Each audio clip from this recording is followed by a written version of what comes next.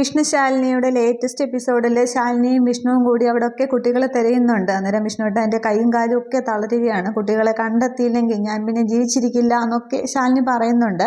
അന്നേരം നമുക്ക് അവിടെ എവിടെയൊക്കെ നോക്കാമെന്ന് പറഞ്ഞിട്ട് ശാലിനിയെ വിളിച്ചുകൊണ്ട് വിഷ്ണു അങ്ങോട്ടൊക്കെ പോവുകയാണ്.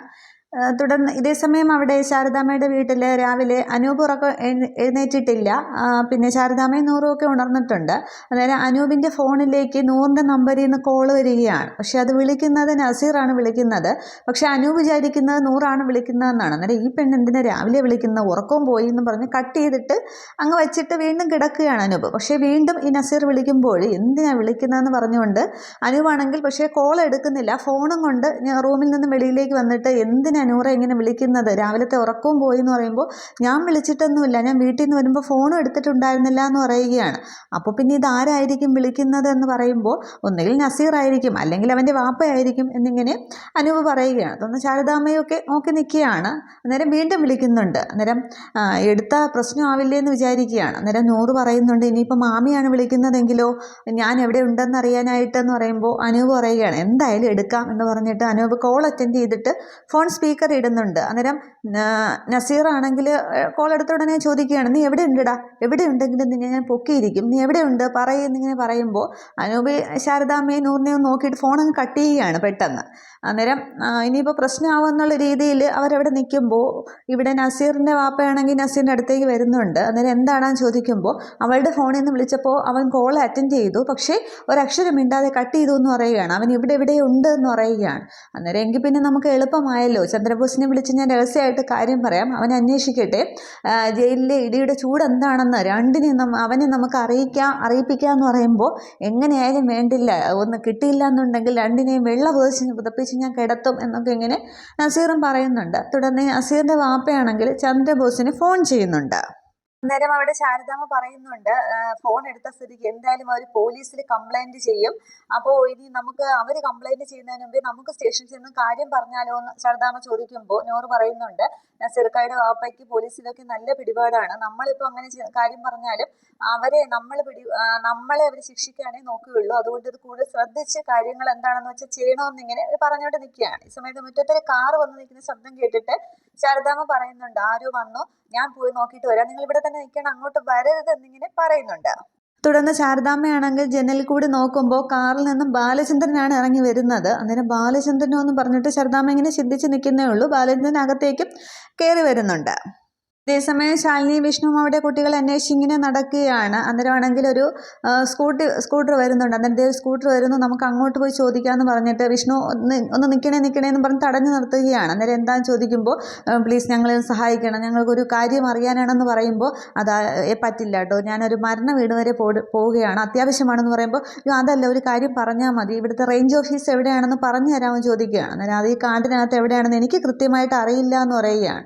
അന്നേരം ഇവിടെ അടുത്ത് കടകളോ വീടോ അങ്ങനെ സ്ഥാപനങ്ങളോ എന്തെങ്കിലും ഉണ്ടോ എന്ന് ചോദിക്കുമ്പോൾ 1-2 കിലോമീറ്റർ അപ്പുറത്തേക്ക് പോയാലുണ്ട്, അല്ലാതെ അറിയില്ല എന്ന് പറയുകയാണ്. അന്നേരം ഞങ്ങളുടെ കുട്ടികൾ ഇന്നലെ രാത്രി മുതൽ കാണാനില്ല, ഒന്ന് സഹായിക്കണമെന്ന് പറയുമ്പോൾ നിങ്ങളൊക്കെ എന്തിനാ കുട്ടികളെയും കൊണ്ട് ഇങ്ങോട്ടത്തേക്ക് വന്നത്, അപ്പുറത്തെ കൊക്കയാണ് ഈ സൂസൈഡ് പോയിന്റ് എന്നൊക്കെ പറയില്ലേ, അങ്ങോട്ടത്തേക്ക് പോയാൽ പിന്നെ ആരും തിരിച്ചു വന്നിട്ടില്ല എന്ന് പറയുമ്പോൾ ശാലിനി അങ്ങോട്ടേക്ക് കരയുകയാണ്.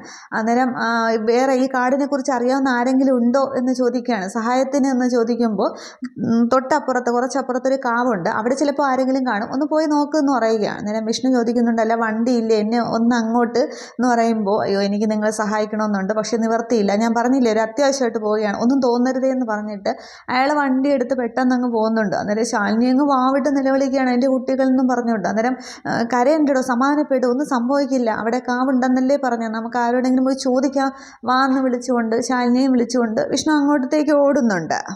തുടർന്ന് അവരാണെങ്കിൽ ആ കാവിൻ്റെ അന്ന് ആദ്യം വണ്ടി കൊണ്ട് നിർത്തിയ സ്ഥലത്തേക്ക് എത്തുന്നുണ്ട്. പക്ഷേ ആ വിഗ്രഹം ഒന്നും ശാലിനി കാണുന്നില്ല. അവർ ആ റോഡിൽ നിന്ന് തന്നെ പപ്പി സത്യയൊക്കെ വിളിക്കുകയാണ്. അന്നേരം പിന്നെ വിഷ്ണു പറയുന്നുണ്ട് നമുക്ക് ആരുടെയെങ്കിലും സഹായം വേണം, ഇവിടെ ആരെങ്കിലും കാണുമെന്നല്ലേ പറഞ്ഞത്, ഈ കാടിനെ കുറിച്ച് അറിയാവുന്നവർ വേണം, എങ്കിലേ അവർക്ക് ഇവിടുത്തെ കുഴികളൊക്കെ അറിയാനായിട്ട് സാധിക്കുകയുള്ളൂ, അല്ല നമ്മളെ കൊണ്ട് കൂട്ടിയാൽ കൂടില്ല എന്ന് പറയുമ്പോൾ ചുറ്റുമൊക്കെ നോക്കുകയാണ്. അന്നേരം ശാലിനി പറയുന്നുണ്ട് വിഷ്ണുട്ട എനിക്ക് സഹിക്കാനായിട്ട് കഴിയുന്നില്ല, കയ്യും കാലും ഒക്കെ തളരുന്നു, ഞാൻ ഇവിടെ ഇപ്പോൾ കുഴഞ്ഞു വീഴും. നമ്മുടെ മക്കൾ എവിടെയെങ്കിലും പുറത്ത് വരാൻ പറ്റാത്ത വിധം എവിടെയെങ്കിലും അകപ്പെട്ടിരിക്കുകയായിരിക്കും, അങ്ങനെ ആയിരിക്കും എല്ലാം ചോദിക്കുമ്പോൾ അതെ അങ്ങനെ തന്നെ ആയിരിക്കും, അവരെവിടെ ഉണ്ടെങ്കിലും നമ്മൾ അവരെയും കൊണ്ടേ പോകും, നമ്മളിവിടുന്ന് പോകുമ്പോൾ അവർ നമ്മളോടൊപ്പം ഉണ്ടാകും എന്നൊക്കെ പറയുമ്പോൾ എനിക്ക് ഒന്നിനും കഴിയുന്നില്ല വിഷ്ണുവേട്ടാന്ന് പറഞ്ഞ് ശാലിനി പൊട്ടി കരയുന്നുണ്ട്. പക്ഷേ വിഷ്ണു അങ്ങ് ദേഷ്യപ്പെടുകയാണ്. പക്ഷേ വിഷ്ണുവിൻ്റെ ഉള്ളിൽ ആ സങ്കടം കൊണ്ട് തന്നെയാണ് വിഷ്ണു അങ്ങനെ പറയുന്നത്.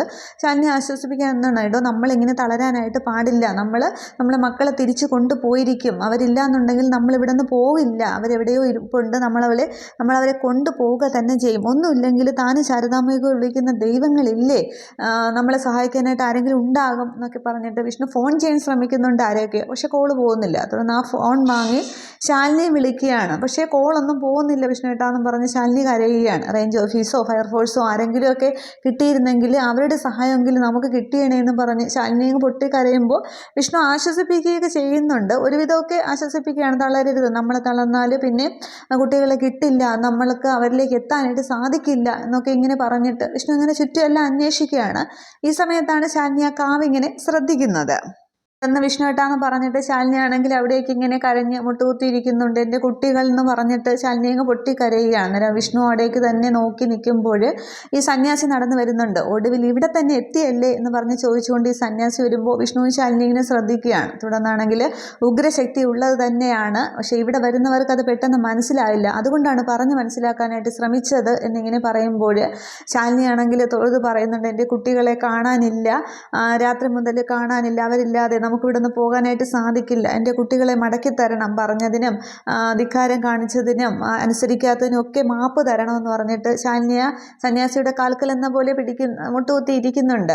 സന്യാസിയുടെ മുൻപിൽ ഒരമ്മയുടെ മനസ്സ് തട്ടിയുള്ള വേദനയാണ് എന്നിങ്ങനെ പറയുമ്പോൾ എല്ലാത്തിനും പ്രായശ്ചിത്തം തോന്നിയില്ലേ, അതിൽ കൂടുതൽ വേറൊന്നും വേണ്ട എന്നിങ്ങനെ പറഞ്ഞിട്ട് വിഷ്ണു ഇങ്ങനെ കരഞ്ഞ പോലെ നിൽക്കുകയാണ്. തുടർന്ന് വിഷ്ണുവും പറയുന്നുണ്ട്, തെറ്റുപറ്റിപ്പോയി, മാപ്പാക്കണം, നമ്മുടെ കുട്ടികളെ കണ്ടെത്തി തരണം, എന്ത് പ്രായശ്ചിത്തം വേണമെങ്കിലും ചെയ്യാം, അവരില്ലാതെ നമുക്കിവിടെ നിന്ന് പോകാനായിട്ട് സാധിക്കില്ല, അവരില്ലാതെ നമ്മളിവിടെ നിന്ന് പോകത്തുമില്ല എന്നിങ്ങനെ കണ്ടുപിടിച്ച് തരണം എന്നിങ്ങനെ പറയുമ്പോൾ പിന്നെ ഈ സന്യാസി പറയുന്നുണ്ട്, കുട്ടികൾ എവിടെയാണ് കിടന്നുറങ്ങിയത് എന്ന് ചോദിക്കുന്നുണ്ട്. അന്നേരം അവിടെ മലമുകളിലാണെന്ന് പറയുന്നുണ്ട്. നമ്മൾ തൊട്ടടുത്ത് തന്നെ ഉണ്ടായിരുന്നു, പക്ഷെ അവരിറങ്ങി പോയതെന്ന് നമ്മൾ അറിഞ്ഞില്ല എന്ന് പറയുകയാണ്.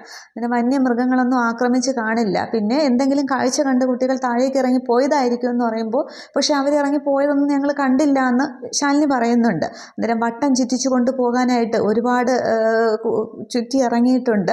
അവിടെ താഴിൽ അഗാധമായ നിഗൂഢതകൾ ഒരുപാടുണ്ട്, നമുക്ക് കണ്ടുപിടിക്കാൻ പറ്റാത്തതും ചതിക്കുഴികൾ ഒരുപാടുണ്ട് എന്നൊക്കെ ഇങ്ങനെ പറയുകയാണ്. അന്നേരം എങ്ങനെയെങ്കിലും കണ്ടുപിടിക്കണം, സഹായിക്കണം എന്ന് പറഞ്ഞിട്ട് വിഷ്ണുവും ശാലിനിയും അയാളുടെ മുന്നിൽ ഇങ്ങനെ തൊഴുതു നിൽക്കുകയാണ്. അന്നേരം കണ്ടുപിടിക്കാം, ഞാൻ സഹായിക്കാം, കൊണ്ടുവന്ന് തന്നിരിക്കും ഈ ദൈവങ്ങൾ, അതിന് ഈ ദൈവങ്ങളെ ഈ ശക്തിയെ വിശ്വസിച്ചാൽ മാത്രം മതി, വേറൊന്നും വേണ്ട എന്നിങ്ങനെ പറഞ്ഞാൽ ആ കയ്യിലിരിക്കുന്ന വടിയാണെങ്കിൽ തറയിൽ ശക്തിയായിട്ട് കുത്തി പറയുന്നുണ്ട്, കണ്ടുപിടിച്ച് തന്നിരിക്കും എന്ന് ശരീരം എന്ന പോലെ പറയുകയാണ്. എന്നിട്ട് അവർ 3 പേരും കൂടി അവിടെ നിന്ന് പ്രാർത്ഥിക്കുന്നുണ്ട്. എന്നിട്ട് ഈ സന്യാസി ആദ്യം പ്രാർത്ഥിക്കുകയാണ്, ഞാൻ കുട്ടികളെ തേടി പോവുകയാണ്, കൂടെ ഉണ്ടാവണം എന്ന് പറഞ്ഞിട്ട് അവർ സന്യാസി മുന്നേ നടക്കുന്നുണ്ട്, വരൂ എന്ന് പറഞ്ഞ് വിളിക്കുമ്പോൾ ഈ വിഷ്ണു ആണെങ്കിൽ ശാലിനിയെ വിളിച്ചുകൊണ്ട് പിന്നാലെ പോകുന്നുണ്ട്. ഈ സമയം അവിടെ ശാരദാമ്മയുടെ വീട്ടിലെ ബാലചന്ദ്രനാണെങ്കിൽ അവിടെ ഉമ്മറത്തേക്ക് കയറി ഇരിക്കുന്നുണ്ട്. അന്നേരം ബാലചന്ദ്രൻ്റെ സുഖം തന്നെയല്ലേ എന്നൊക്കെ ശാരദാമ്മ ചോദിക്കുകയാണ്. അന്നേരം ഇങ്ങനെയൊക്കെ പോകുന്നു, നമുക്ക് ഇഷ്ടമുള്ളവരുടെ കാര്യങ്ങളൊക്കെ തിരക്കി അങ്ങനെയൊക്കെ അങ്ങ് പോകുന്നു. ഞാനും ശാരദാമ്മയുടെ കാര്യത്തിലും ചേച്ചിയുടെ കാര്യത്തിലും അങ്ങനെയൊക്കെയാണല്ലോ ശാരദാമ്മയുടെ കൂടെ നിന്നിട്ടുള്ളത് എന്നൊക്കെ ഇങ്ങനെ പറയുമ്പോൾ അതെനിക്കറിയാമല്ലോ എന്നൊക്കെ ശാരദാമ്മ പറയുന്നുണ്ട്. തുടർന്നാണെങ്കിൽ ഇപ്പോൾ പിന്നെ അളിയൻ ഇങ്ങോട്ടെങ്ങാനും വരാറുണ്ടോ എന്ന് ചോദിക്കുക. അന്നേരം ഈ സംസാരമൊക്കെ അനൂപാണെങ്കിൽ ജനലിൻ്റെ അടുത്ത് നിന്ന് കേൾക്കുന്നുണ്ട്. അന്നേരം അത് ഇങ്ങനെ അമ്പലം ചുറ്റി നടക്കുകയല്ലേ, പിന്നെ വഴിപാടെന്ന പോലെ ചിലപ്പോഴൊക്കെ കയറി വരും, എവിടെയാണെന്നൊന്നും അറിയില്ല, പിന്നെ എനിക്ക് ഒന്നും പറയാനും കഴിയില്ലല്ലോ, എൻ്റെ കുട്ടികളുടെ അച്ഛനല്ലേ എന്ന് പറയുക. അന്നേരം അന്ന് അവിടെ നിന്നും വഴക്കിട്ട് ഇറങ്ങിയതാണ്, ചേച്ചിയുമായിട്ട് 1-2 പറഞ്ഞ് വഴക്കായി, പക്ഷേ പിന്നെ അങ്ങോട്ടൊന്നും വന്നിട്ടില്ല എന്ന് പറയുമ്പോൾ അപ്പോൾ അളിയനെ തിരക്കി വന്നതാണല്ലേ, മാപ്പപേക്ഷിച്ച് മാപ്പൊക്കെ പറഞ്ഞ് തിരിച്ചു കൊണ്ടുപോകാനാണല്ലേ എന്ന് ചോദിക്കുന്നുണ്ട്. അന്നേരം അങ്ങനെയൊന്നുമല്ല, പക്ഷേ കാണണമെന്നുണ്ട്, ചേച്ചിക്കൊന്ന് കാണണമെന്ന് പറഞ്ഞു, അതുകൊണ്ടാണ് വന്നതെന്ന് പറയുന്നുണ്ട്. അന്നേരം രാജേശ്വരിക്ക് എന്ത് പറ്റി എന്നിങ്ങനെ ചോദിക്കുകയാണ്. അന്നേരം ഈ അനൂപാണെങ്കിൽ നൂറിനോടൊന്ന് പറയുന്നുണ്ട്, മാമനാണ്, അമ്മയുടെ ആങ്ങളാന്ന് പറയുകയാണ്. അന്നേരം വിളിച്ച കൂടെ പോവും ചോദിക്കുകയാണ് നൂറ് അനൂപിനോട്. അന്നേരം ഇല്ല എന്നിങ്ങനെ അനൂപ് പറഞ്ഞിട്ട് ഞാൻ അവരെന്താണ് പറയുന്നതെന്ന് കേൾക്കട്ടെ എന്ന് പറഞ്ഞിട്ട് വീണ്ടും അനൂപ് ജനലിനടുത്തേക്ക് വന്ന് നിൽക്കുകയാണ്. അന്നേരം ചേച്ചിക്കൊന്ന് കാണണമെന്ന് പറഞ്ഞു, അളിയനെ മാത്രമല്ല അനൂപിനെ ഒന്ന് കാണണമെന്ന് പറഞ്ഞു, അവനാണെങ്കിൽ വിളിച്ചിട്ട് ഫോൺ എടുക്കുന്നില്ല എന്ന് പറയുകയാണ്. അന്നേരം രാജേശ്വരിക്ക് എന്ത് പറ്റിയെന്ന് ചോദിക്കുമ്പോൾ ചേച്ചി സുഖമില്ലാതെ കിടപ്പിലാണ്. ഇപ്പോൾ എല്ലാവരെയും ഒന്ന് കാണണമെന്ന് ഒരാഗ്രഹം പറഞ്ഞു. ചെയ്ത തെറ്റിനൊക്കെ ഒരു മാപ്പ് എന്ന പോലെയാണ് പറയുന്നത്. പോകുന്നതിന് മുമ്പ് എല്ലാവരെയും കാണണമെന്ന് വെട്ടിപ്പിടിച്ചതൊക്കെ കൊണ്ടുപോകാനായിട്ട് സാധിക്കില്ലല്ലോ. അപ്പോൾ എല്ലാവരോടും ഒരു മാപ്പൊക്കെ പറഞ്ഞ് അങ്ങനെ പോകാമെന്ന് കരുതി കാണും. അതുകൊണ്ടാണ് ഞാൻ തിരക്കി ഇറങ്ങിയതെന്ന് പറയുമ്പോൾ, ഈ അമ്മയ്ക്ക് അസുഖം കൂടുതലാണെന്ന് പറയുമ്പോൾ അനൂപിന് ആകപ്പാടെ വെപ്രാളവും വിഷമമൊക്കെ വരുന്നുണ്ട്. തുടർന്ന് അനൂപിനെ കാണുകയാണെങ്കിൽ വിടണമെന്ന് പറയുമ്പോൾ, ശരി അനൂപിനെ ഞാൻ പറഞ്ഞു വിട്ടേക്കാം എന്നിങ്ങനെ ശാരദാമ്മ പറയുന്നുണ്ട്. തുടർന്ന് ബാലേന്ദ്രൻ പോകാനായിട്ട് അങ്ങോട്ട് എഴുന്നേൽക്കുന്നുണ്ട്. എന്നിട്ട് പറയുകയാണ്, ചേച്ചി മറ്റൊരു കാര്യം കൂടി പറഞ്ഞു, പൊറുക്കാൻ കഴിയുമെങ്കിൽ ശാരദാമ്മയും ഒന്ന് വരണമെന്ന് പറഞ്ഞു, ശാരദാമ്മയും പൊറുക്കണമെന്ന് പറയാൻ പറഞ്ഞു എന്ന് പറയുകയാണ്. അന്നേരം ശാരദാമ്മ ഇങ്ങനെ തല ഉരുക്കുന്നുണ്ട്.